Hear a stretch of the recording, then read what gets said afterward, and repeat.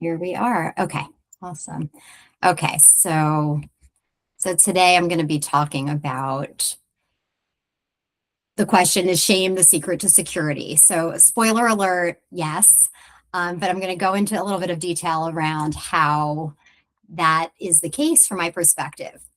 So one of the big questions is, can we actually achieve attachment security and a trusting, vulnerable relationship with our kids, our partners, our clients, family, our friends without shame? And so just to imagine for a second a world without shame. In today's day and age, that might not be too hard to do because we see shamelessness everywhere. But shamelessness is not actually the absence of shame. Shamelessness is actually a defense against the profoundly painful, paralyzing experience of shame. I do think that a world without shame is a world totally consumed by AI. And why? Because bots don't feel shame. They also don't feel connection. And so that's why we can't have an authentic relationship in real life, I believe, without shame. And so I'm going to share three main reasons why shame is the secret, in my opinion, to relational security. So the first reason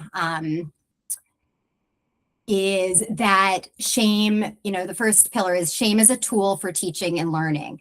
It signals when an important lesson needs to be taught. I'm going to get into that. The second is that shame actually helps us create a map of our values. It informs our identity and what we hold to be most important to us. And then third, shame actually can be, when used properly and managed well, a relational guide. It informs us about others' needs and it allows us to deepen our connections.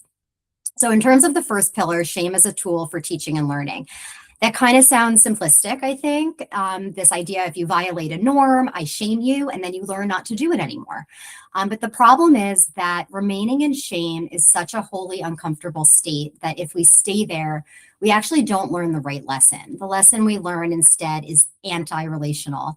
So, for example, I'm not going to engage or take risks with that person anymore is the lesson that we end up walking away with. Or I'm not going to do that thing because I fear being shamed again. And so I'm going to be careful and appear to have learned the right lesson, but I actually haven't.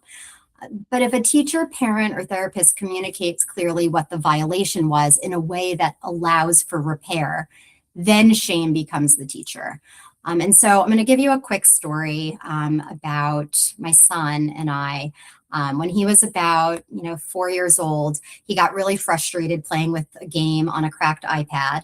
And then he threw the iPad and then he stepped on it and he made a hole in it all the way through the screen. And so my husband and I probably had a bit of disappointed, angry looks on our faces because my son, his face just crumbled. He started sobbing. He said, "I'm a naughty boy." He was watching a lot of Peppa Pig then, and so I think he may have gotten the word naughty from that show.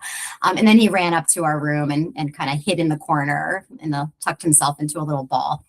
And so I went upstairs, I sat next to him, and I said, "You're not a naughty boy. You were frustrated. You broke the iPad." But he was actually fairly inconsolable. And as a psychologist who works with shame, I was feeling a bit off balance and a little ashamed of myself because what I was saying was not working for him.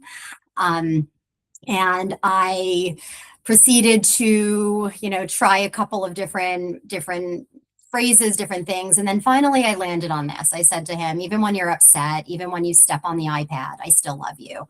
And he kind of perked up and like took a breath and he said, "Really?" And I said, "Yes, even when you behave in naughty ways, you're still lovable to me." And he was able to reconnect and we were able to talk about, what to do next time when he's frustrated.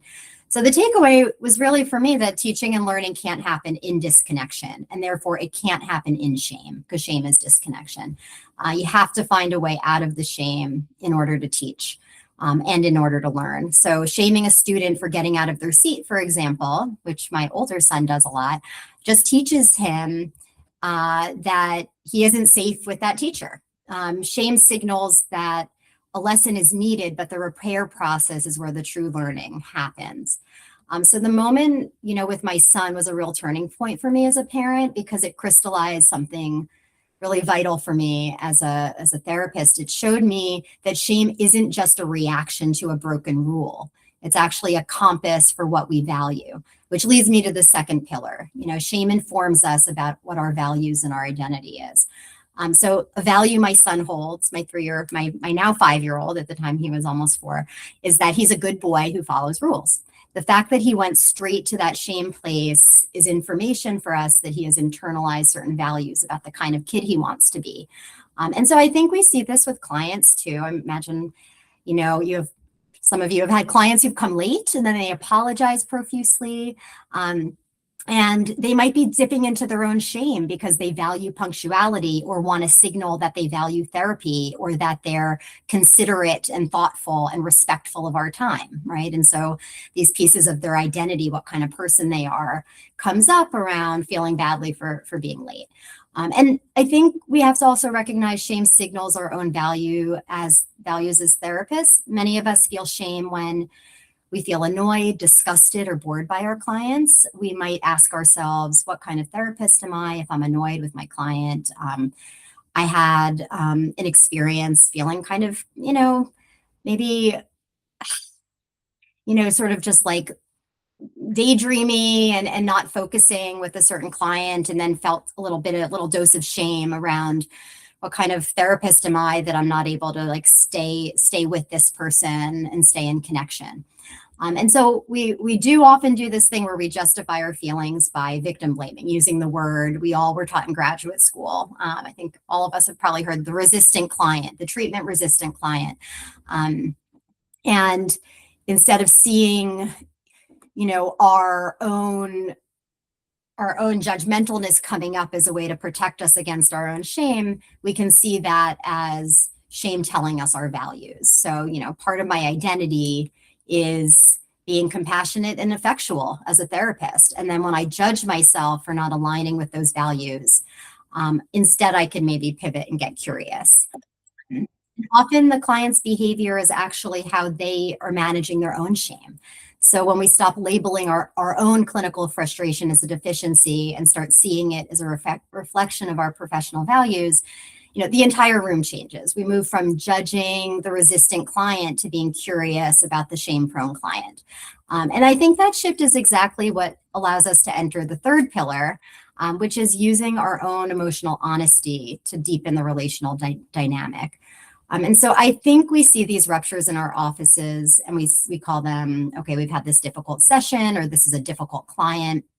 But, I'm going to talk about this in my training next week. If we start calling them what they truly are, shame events, this opens up a world of possibility. I want to move beyond just understanding the paradox itself, and give actual strategies to address events in productive ways. So pillar 3 is, how, shame actually helps us understand relational dynamics and show up more honestly. So if I can work through my shame and understand what values it reflects, it opens me up to be curious about the other person and how they're managing their shame. And it informs us also about the relational dynamic the other person expects to happen based on their behavior. So, I've had a number of clients who've been pretty critical of me. I think all of us have. It doesn't feel very good. And then we might see them as help rejecting or difficult or narcissistic. We have all these labels. And that client might expect not to be heard, feel unhelpable at their core. On the outside, they might seem brash, but on the inside, they might actually be quite sensitive. So being honest about my own shame in an appropriate way, acknowledging that when you reject my suggestions, it makes me feel ineffectual, and then I feel critical of you. I'm communicating, I believe they can handle my honesty. And it's a compliment, and it's really seeing them fully by saying, I'm going to give you, as one supervisor of mine used to say, which I love this language, I'm going to give you the courtesy of honesty. And it signals my trust in their capacity to effectively take me in. It helps me counter shame them, and it allows them to start to own their own blind spots. And I've done this a few times, and since starting the shame work and really thinking about it more deeply, reading about it, doing a lot of research, I have really taken much more risks with clients, with naming my own feelings, and not to shame them, but in fact to recognize, okay, I have to own that I was feeling a little annoyed when you dropped this big thing at the end of the session, and I think that that's why I might have, been a little bit short with you, and that's where that was coming from, and how does that feel that I'm owning that and recognizing that. So in conclusion, recognizing shame, I believe, actually leads us where we need to go, not just our clients, but all of our relationships. And if we have the skills to first identify the shame, recognize it for what it is in ourselves first, then in the other person, we can bring the intensity down enough to actually work with it, learn from it, and learn about ourselves and the other person from it, the relational dynamic. So when shame's at its highest intensity, though, it is unworkable. We cannot know we're in shame when we're in it. That is the only emotion, actually. I believe that when you're actually experiencing it, you cannot reflect on it, which I think is a distinction that holds shame in a special relational space. Because every other emotion, when you're sad, you can think about feeling sad while you're sad. When you're happy, you can think about feeling happy and good when you're happy. But shame is different because it freezes us. It actually hijacks our thinking, our brain, and our reflective capacities. So this is what we'll be delving into next week. And I'm going to be, digging into the theoretical foundations of what I've shared today, some of the research, and then we're going to cover the how-to of clinical practice. And so it starts with catching those subtle physical and verbal cues that there's shame. And also, another unique piece about my training that I think makes it different from others is that I found maybe one study that explicitly links shame to ruptures out of like thousands of studies on psychotherapy process. And I think that's what makes my approach a little different, is that I'm explicitly calling ruptures shame events, that if there's no shame, it's not a rupture actually. And so by learning shame theory and using that as a way to hook it to what goes wrong when things go wrong, it gives us a roadmap that we can then use with our clients, with ourselves, even with our friends, our family, and others.